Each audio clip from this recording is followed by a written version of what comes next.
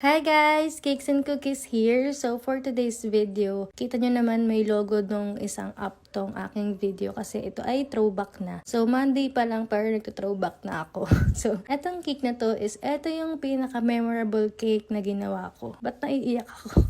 Okay, subukan kong pigilan yung luha ko. Pero ang hirap pigilan. So, ginawa ko tong cake na to 2 years ago in the middle of pandemic. So, ito yung panahon na nauuso yung kanta ng SB19, yung MAPA. And then, di ba nung panahon na yun, kapag yung song ng MAPA yung pinakinggan mo, ang lumalabas sa TikTok nun more on is yung parang nag-give back yung mga anak nila dun sa parents nila or nagbibigay ng gifts, ganun. So, itong cake na to is meron siyang laman na cellphone kasi birthday ng tatay ko September 11. So, ang gift namin sa kanya is cellphone. Exactly 2 years ago today, birthday ng tatay ko. And 2 years ago, hindi namin inakala na ito na pala yung last birthday niya. Kaya pala sobrang saya lang namin nung panahon na yun. Kompleto kami. Yung mga relatives namin and friends, yung mga gardener namin sa garden, lahat kompleto nagpunta dito sa bahay. Pero kasi nung panahon na to, hindi na ganun kahigpit yung quarantine. Kaya nakalabas na kami. Una naming inabot is etong gold na bracelet. Pero nagulat siya kasi kilala niya daw yung bracelet. Kasi kanya yung bracelet na yan. Gino-joke lang namin siya na iyan yung regalo namin. Pero kanya talaga yan. So namukaan niya kaya tuwang-tuwa siya. Eme-eme lang naman namin na iyan talaga yung regalo namin. Pero hindi niya alam. Meron kaming surprise doon sa loob ng cake. So sabi namin, sige hiwain mo na yung cake. Kasi nga eme-eme lang yung bracelet. So hiniwan na ni tata yung cake. And sa unang cut pa lang is lumitaw na yung box ng cellphone. Kaya naman makikita niya sa face niya na super excited siya and tuwang-tuwa siya. Kasi hindi niya alam kung ano yung laman ng box. Diba? Ayan yung mukha niya. Sobrang tawang-tawa siya.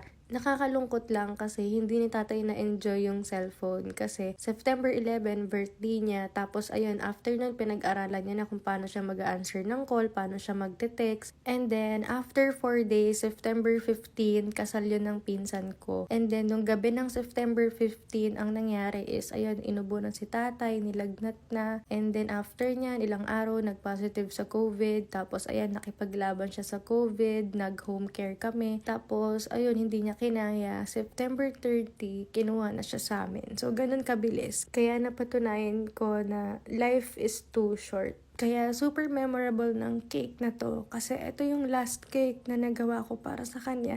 Buti na lang binonggahan namin kasi ito na pala yung last. So, after nung masayang birthday niya, ganito na kami mag-celebrate ng birthday. So, today is second birthday na ni tatay in heaven. Nakakalungkot, pero life must go on. Sorry kung napaiyak ko kayo sa video na to. So, yun lang guys for today's video. Thank you so much for watching. Bye!